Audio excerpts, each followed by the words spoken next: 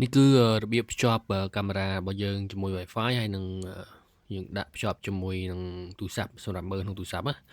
ជាដំបូងយើងដាក់ memory ចូលសិនមកនេះគឺជាប្រឡោះដាក់ memory ហ្នឹង 64G យើងអាចចាក់មើលឡើងវិញបានក្នុងកន្លះខែវីដេអូចាស់ៗហើយនេះយើងដាក់តាមក្នុងវីដេអូហ្នឹងមកនេះបងយើងដាក់chip វាខាងលើ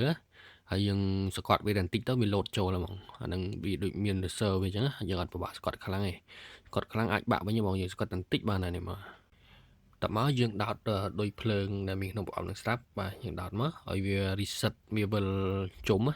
យើងចាំប្រហែល1នាទីទៅវាវិលជុំនឹងឲ្យវាវិលប៉ុណ្ណឹងរួចចាំយើងចូលទៅក្នុងទូរស័ព្ទរបស់គ្នាបាទឥឡូវយើងចូលមក download កម្មវិធីហ្នឹងដើម្បីភ្ជាប់ជាមួយនឹងកាមេរ៉ាហើយយើងដាក់មើលក្នុងទូរស័ព្ទយើងចូលក្នុងកន្លែង search ហ្នឹងមកយើង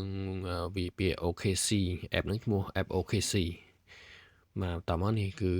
app ហ្នឹងយើង download app ហ្នឹងមកដោយសារតែ app ហ្នឹងខ្ញុំធ្លាប់ download ម្ដងហើយឥឡូវអញ្ចឹងយើងចេញមកក្រៅវិញយើងចូលក្នុង app ហ្នឹងហ្មងនេះបាទគឺ app ហ្នឹង OKC ហ្នឹងចូលមកបាទតមកយើងចោះឈ្មោះយើង register នេះយើងយកខាងក្រោម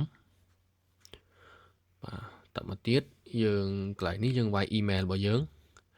ហើយនឹង password ខាងក្រោមនេះហើយត្រង់ចំណុចហ្នឹងយើងកុំ sign up ជាមួយលេខទូរស័ព្ទអីយើង sign up ជាមួយ email មកព្រោះលេខទូរស័ព្ទជួនកាលវាអត់ផ្ញើសារមកឥឡូវយើងដាក់ចេះបើសិនជាបងប្អូនមាន email បងប្អូនផ្ទាល់ខ្លួនមកអាចវាយ email ផ្ទាល់ខ្លួនបានឬក៏បើសិនជាបងប្អូនអត់មាន email បងប្អូនភ្លេច email អីនេះបងប្អូនវាយចេះក៏បានដែរយើងដាក់លេខទូរស័ព្ទយើងមកតមកខាងកន្ទុយនេះយើងដាក់ @gmail.com មកអានឹងអត់បញ្ហាទេយើងដាក់លេខទូរស័ព្ទយើងធ្វើម៉េចឲ្យយើងចំណាំនេះខាងក្បាលនេះតមកយើងដាក់លេខកូដខាងក្រោមពីរហ្នឹងយើងដាក់លេខកូដហើយយើងចុច tick កន្លែងនេះមកហើយយើងយកពាក្យ register តមកយើង register បានហើយយើងចូលដល់ខាងក្នុង app ហើយតមកយើងចូលកន្លែងសញ្ញាលេខបូកនេះហើយយើងយកខាងលើគេហ្នឹងបាទតមកនេះ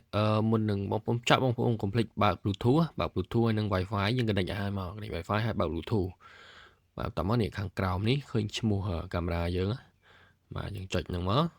ចុចកន្លែងកាមេរ៉ាហ្នឹងហើយតមកនេះខាងលើនេះគឺឈ្មោះ Wi-Fi របស់យើង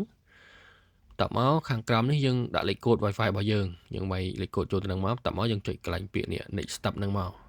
តែប៉ុណ្្នឹងមកតិចទៀតវាភ្ជាប់បានហើយយើងរងចាំតិចណាបាទឥឡូវយើងភ្ជាប់បានហើយនេះតមកយើង